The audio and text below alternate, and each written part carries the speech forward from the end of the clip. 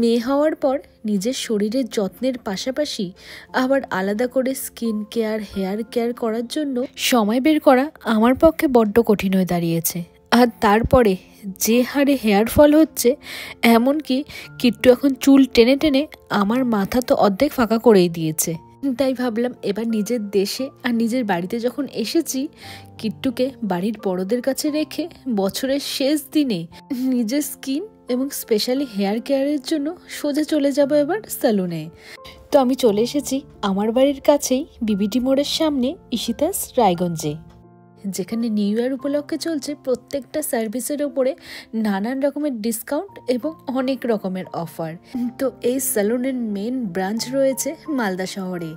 তবে মালদা শহরে যাওয়া তো আমার পক্ষে সম্ভব নয়, কিন্তু এখন আর চিন্তা কিসের, আমার শহর রায়গঞ্জেও এর একটা আউটলেট তৈরি হয়ে গিয়েছে, এবং যার দায়িত্বে রয়েছে ঈশিতাদির বোন এবং আমার ছোটবেলার স্কুলের বান্ধবী মৌমিতা।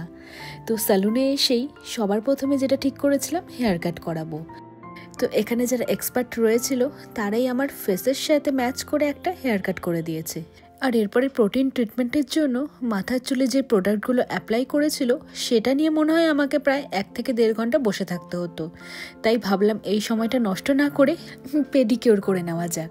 আমরা সাধারণত স্কিনের যত্ন, চুলের যত্ন নিতে নিতে হাত পায়ের যত্ন নেওয়ার কথা একদমই মনে থাকে না।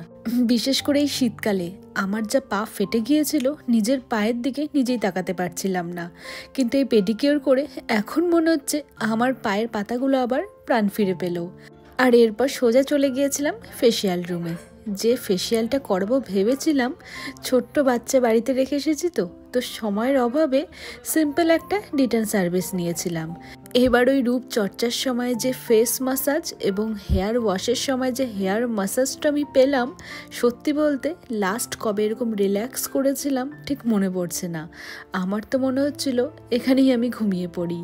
তো যাই হোক, সব শেষে হেয়ার ওয়াশ করে হেয়ার ট্রিটমেন্ট করে অনেক দিন পরে ঈশিতাস রায়গঞ্জে এসে আমি একটা নতুন লুক পেলাম।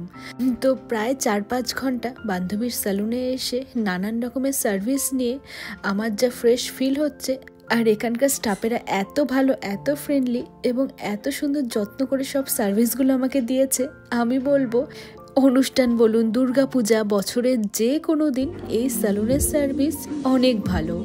তো যাই হোক, বাড়িতে গিয়ে নিজে থেকে আবার চুলের যত্ন নেওয়ার জন্য এখান থেকে আমি শ্যাম্পু, কন্ডিশনার আর হেয়ার সিরামটা নিয়ে নিলাম। তো রোহন যেমন আমাকে দিনে দিয়ে গিয়েছিল, আবার রাতে নিতেও এসেছিল।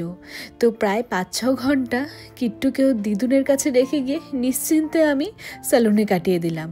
আর বাড়িতে এসে প্রথম দিকে তো কিট্টু আমাকে চিনতেই পারছিল না, ভাবছিল সারাদিন মা তো পাগলির মতো আমার আশেপাশে ঘুরে বেড়াতো, আজকে কিভাবে এত টিপটপ হয়ে গেল। ওই কিট্টু করে ভুরু কুচকায় দেখছে, কিন্তু পাগলির মতো দেখি আজকে এত সুন্দর টিপটপ। কিট্টু ভালো লাগছে আমাকে, কিট্টুর বাবা ভালো লাগছে।